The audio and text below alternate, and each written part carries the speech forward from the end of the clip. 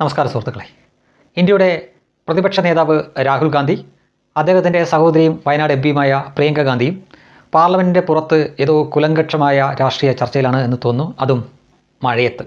അതാണ് നമ്മൾ ശ്രദ്ധിക്കേണ്ടത്. അവരുടെ കയ്യിൽ കുടയില്ല.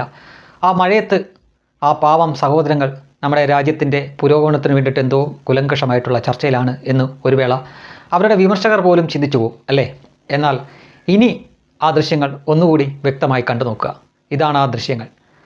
അവിടെ നമ്മൾ വേദനയോടെ ആ സത്യം വീണ്ടും മനസ്സിലാക്കുന്നു. ഈ മണ്ടനും മണ്ടിക്കും ഇത് തന്നെയാണോ ഇപ്പോഴും പണി? ഈ 2026 ഇവർക്കൊരു മാറ്റവുമില്ലല്ലോ എന്ന് റീൽസ് എടുക്കുകയാണ് പാവങ്ങൾ. നോക്കൂ, അവരുടെ ചുറ്റും നിൽക്കുന്നവരുടെ കയ്യിലെല്ലാം കുടയുണ്ട്. അവർക്ക് വേണമെങ്കിൽ കുട ചൂടി നിൽക്കാവുന്നതേ ഉള്ളൂ. കാരണം അവരുടെ വാക്കുകൾ കേൾക്കാൻ വേണ്ടി നിൽക്കുന്നവരാണ് ആ ചുറ്റുമുള്ളവർ. ഇവരെ കാത്തു നിൽക്കുകയാണ്. ഇവരുടെ ഈ അഭ്യാസം കഴിഞ്ഞെങ്കിൽ അവരെ കൂട്ടിക്കൊണ്ടുപോകാൻ വേണ്ടി നിൽക്കുന്നവരാണ്. അവരുടെ കയ്യിലെല്ലാം കുടയുണ്ട്. അപ്പോൾ ആ കുട വേണമെങ്കിൽ ഇവർക്ക് ചൂടിക്കൊണ്ട് നിൽക്കാവുന്നതേ ഉള്ളൂ. അപ്പോൾ പിന്നെ മഴ നനയുന്ന രാഹുൽ ഗാന്ധി അല്ലെങ്കിൽ മഴ നനയുന്ന പ്രിയങ്ക ഗാന്ധി എന്നൊരു ക്യാപ്ഷൻ ഇട്ടുകൊണ്ട് റീൽസ് എടുക്കാൻ പറ്റില്ലല്ലോ. അതിന് വേണ്ടിയിട്ട് ചെയ്യുന്ന അഭ്യാസമാണ്. അതും ഈ 2026 ഈ പപ്പുവിനും ഈ പിങ്കിക്കും യാതൊരു മാനസിക വളർച്ചയും ആയിട്ടില്ല എന്ന് ഇതിൽ നിന്ന് വ്യക്തമാണ്. ഇപ്പോൾ വലിയ രീതിയിൽ സോഷ്യൽ മീഡിയ തന്നെ ട്രോൾ ചെയ്തുകൊണ്ടിരിക്കുകയാണ്. ഇവർക്കൊരു മാറ്റവും ഇല്ലല്ലോ. ഈ മണ്ടനെയും മണ്ടിയും കാണിച്ചിട്ടാണ് ചില അന്ധഭക്തർ, കോൺഗ്രസിൻ്റെ അന്ധഭക്തർ, നെഹ്റു കുടുംബത്തിൻ്റെ അന്ധഭക്തർ നരേന്ദ്രമോദിക്കെതിരെ വിമർശനം ഉന്നയിക്കുന്നത്. എന്താ അവരുടെ പ്രധാന വിമർശനം? രാഹുൽ ഗാന്ധി എന്ന ഈ മണ്ടൻ എത്രയോ തവണ മാധ്യമങ്ങളെ കാണുന്നുണ്ട്, പത്രസമ്മേളനം നടത്തുന്നുണ്ട്. എന്തുകൊണ്ട് നരേന്ദ്രമോദി പത്രസമ്മേളനം നടത്തുന്നില്ല എന്നാണ് അവരുടെ ഒന്നാമത്തെയും അവസാനത്തെയും വിമർശനം, ആരോപണം. ഈ മണ്ടന്മാരെന്താ വിചാരിച്ചിരിക്കുന്നത്? ഒരു സുപ്രഭാതത്തിൽ ഇങ്ങോട്ട് കയറി വന്നിട്ട് പ്രധാനമന്ത്രിയായ വ്യക്തിയാണോ നരേന്ദ്രമോദി? ആണോ? അതിനു മുമ്പ് ആരായിരുന്നു ആ മനുഷ്യൻ? ദീർഘകാലം ഗുജറാത്തിൻ്റെ മുഖ്യമന്ത്രിയായിരുന്നു. അതിനു മുമ്പ് ഒരു MLA പോലും ആയിട്ടില്ല, ഒരു പഞ്ചായത്ത് മെമ്പർ പോലും ആയിട്ടില്ല. പക്ഷേ എന്തായിരുന്നു ചെയ്തുകൊണ്ടിരുന്നത്? പാർട്ടിക്ക് വേണ്ടിയിട്ട് തെരഞ്ഞെടുപ്പ് സമയങ്ങളിൽ പോസ്റ്റർ ഒട്ടിക്കാൻ പോയിട്ടില്ലേ? ഉണ്ടല്ലോ. പിന്നെയോ വീടുകൾ തോറും നടന്ന് ഗൃഹസമ്പർക്കം നടത്തിയിട്ടില്ലേ? ആ പ്രസ്ഥാനത്തിന് വേണ്ടിയിട്ട് ഉണ്ട്. അങ്ങനെ അദ്ദേഹത്തിൻ്റെ പ്രവർത്തനവും ആത്മാർത്ഥതയും കണ്ടിട്ടല്ലേ അദ്ദേഹത്തിനെ ഡൽഹിയിലേക്ക് വിളിക്കുന്നത്. അവിടെ സംഘടനാ ചുമതല കൊടുക്കുന്നു. അതിനുശേഷമോ പാർട്ടിയുടെ വക്താവാകുന്നു. വക്താവ് എന്ന് പറഞ്ഞാൽ എന്താണ്? നിരന്തരം മാധ്യമങ്ങളെ അവർക്ക് കാണേണ്ടി വരും. അങ്ങനെ പ്രധാനപ്പെട്ട വക്താക്കളിൽ ഒരാളായി നരേന്ദ്രമോദി മാറുന്നു. അക്കാലത്ത് ഏതൊരു മാധ്യമത്തിനും വളരെ എളുപ്പം സമീപിക്കാവുന്ന വ്യക്തിയായിരുന്നു നരേന്ദ്രമോദി എന്ന് സാക്ഷ്യപ്പെടുത്തുന്നത് ഇന്നിപ്പോൾ ഏഷ്യാനെറ്റ് ചാനലിലിരുന്ന് ഛർദിക്കൽ സ്ട്രൈക്ക് നടത്തുന്ന ഉണ്ണി ബാലകൃഷ്ണൻ തന്നെയാണ്. നമ്മളത് കണ്ടതാണ്.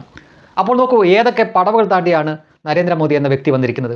പോസ്റ്റർ ഒട്ടിക്കാൻ പോയിട്ടുണ്ട്, ആളുകളുടെ ഇടയിൽ പ്രവർത്തിച്ചിട്ടുണ്ട്, ഗൃഹസമ്പർക്കം നടത്തി ആളുകളുമായിട്ട് ഇടപെട്ടിട്ടുണ്ട്. പിന്നീട് അദ്ദേഹം സംഘടനാ ചുമതലയായിട്ട് ഡൽഹിയിലേക്ക് പോകുന്നു. അവിടെ നിന്ന് വക്താവാകുന്നു, മാധ്യമങ്ങളെ കാണുന്നു. അതിനുശേഷം ആഭ്യന്തര പ്രശ്നം ഉണ്ടായപ്പോൾ, അതായത് ഗുജറാത്ത് BJPയിലെ ആഭ്യന്തര പ്രശ്നം പരിഹരിക്കാൻ വേണ്ടിയിട്ട് നരേന്ദ്രമോദിയെ ഗുജറാത്തിൻ്റെ മുഖ്യമന്ത്രിയാക്കുന്നു. ആ കാലത്ത് ഗുജറാത്തിൽ വലിയ ഭൂകമ്പം ഉണ്ടാകുന്നു. ആ സമയത്ത് ഈ ഭൂകമ്പ ദുരിതാശ്വാസ നടപടികളുമായിട്ട് ജനങ്ങളുടെ ഇടയിലേക്ക് അദ്ദേഹം നേരിട്ട് ഇറങ്ങി ചെല്ലുന്നു. തുടർന്ന് നടന്ന തെരഞ്ഞെടുപ്പിൽ വലിയ ഭൂരിപക്ഷത്തോടെ അദ്ദേഹം ജയിക്കുന്നു. പിന്നീട് ഇതുവരെയുള്ള കാര്യങ്ങൾ നമുക്ക് എല്ലാവർക്കും അറിയാം. അതെല്ലാവർക്കും അറിയാവുന്നതാണ്. പക്ഷേ അതിന് മുമ്പ് ഒരു നരേന്ദ്രമോദി ഉണ്ടായിരുന്നു. ആ മോദി ഇതെല്ലാം കഴിഞ്ഞിട്ട് തന്നെയാണ് ഇപ്പോൾ നിൽക്കുന്ന പ്രധാനമന്ത്രി നരേന്ദ്രമോദി ആയത്. ആ മനുഷ്യനോടാണ് ഇവർ പറയുന്നത് മാധ്യമങ്ങളെ അഭിമുഖീകരിക്കാൻ പേടിയായതുകൊണ്ടല്ല, അവരുടെ ആവശ്യം അദ്ദേഹത്തിന് ഇല്ലാത്തതുകൊണ്ടാണ്.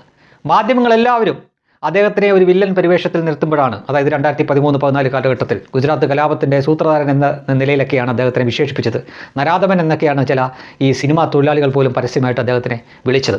അപ്പോൾ അങ്ങനെ സകലമാന മാധ്യമങ്ങളും വില്ലൻ പരിവേഷത്തോട് കൊടുത്തു നിർത്തിയിട്ട് പോലും അദ്ദേഹവും അദ്ദേഹത്തിൻ്റെ പാർട്ടിയും കേവല ഭൂരിപക്ഷത്തേക്കാൾ കൂടിയ ഭൂരിപക്ഷത്തോടെ ഭരണം പിടിച്ചുവെങ്കിൽ, അവർ നിങ്ങോട്ട് തുടർച്ചയായിട്ട് ഭരിക്കുന്നുണ്ടെങ്കിൽ അദ്ദേഹത്തിനറിയാം തനിക്ക് മാധ്യമങ്ങളുടെ പിന്തുണ ആവശ്യമില്ല, തനിക്ക് ജനങ്ങളുടെ മാത്രം പിന്തുണ മതിയെന്ന്. ഇതൊന്നും അവകാശപ്പെടാനില്ലാത്ത വ്യക്തിയാണ് ഈ രാഹുൽ ഗാന്ധിയും അദ്ദേഹത്തിൻ്റെ സഹോദരി പ്രിയങ്ക വാദ്ര ഗാന്ധിയും. അതുകൊണ്ടാണ് അവർക്ക് ഇതുപോലുള്ള തക്കട തരികട ഉടായ്പകൾ കാണിക്കേണ്ടി വരുന്നത്.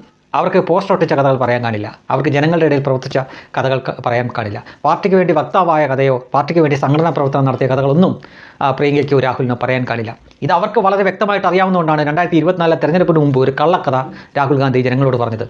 താനും തൻ്റെ സഹോദരിയും ബോർഡിങ്ങിൽ പഠിച്ചുകൊണ്ടിരുന്ന കാലത്ത് രാത്രിയിൽ ആരും അറിയാതെ കോൺഗ്രസിന് വേണ്ടി പോസ്റ്റർ ഒട്ടിക്കാൻ പോയിട്ടുണ്ട് എന്നൊരു കള്ളക്കഥ പറഞ്ഞു. ഒറ്റ കോൺഗ്രസ്സുകാരും പോലും അത് വിശ്വസിക്കില്ല എന്നത് വേറെ കാര്യം. എന്നിട്ടും ഇങ്ങനെ പറയേണ്ടി വന്നത് അവർ അറിഞ്ഞോ അറിയാതെയോ ഇടയ്ക്കൊക്കെ നരേന്ദ്രമോദിയെ അനുകരിക്കാൻ വേണ്ടി ശ്രമിക്കുന്നതാണ്. ഒരു സമയത്ത് ഓർമ്മയുണ്ടോ, മോദിയെപ്പോലെ താടി നീട്ടി വളർത്തിയായിരുന്നു പപ്പു നടന്നിരുന്നത്, രാഹുൽ ഗാന്ധി നടന്നിരുന്നത്. അയാളോട് ആരോ പറഞ്ഞു കൊടുത്തത്രേ പറയുമ്പോൾ താടി വളർത്തിയാൽ പ്രധാനമന്ത്രിയാവാന്ന്. ഇങ്ങനെ മണ്ടത്തരവും വിഡ്ഢിത്തരവും അബദ്ധങ്ങളും മാത്രം കാണിച്ചുകൊണ്ടിരിക്കുന്ന ഒരു കൂട്ടത്തിനെ കാണിച്ചിട്ടാണ് നരേന്ദ്രമോദി അത് കണ്ടുപഠിക്കണമെന്ന് പറയുന്നത്. അവരുടെ തലയിൽ ഇതുപോലെ മഴ കൊണ്ടാൽ പോരാ, നെല്ലിക്കാത്തളം തന്നെ വെക്കേണ്ടി വരും തീർച്ചയായും.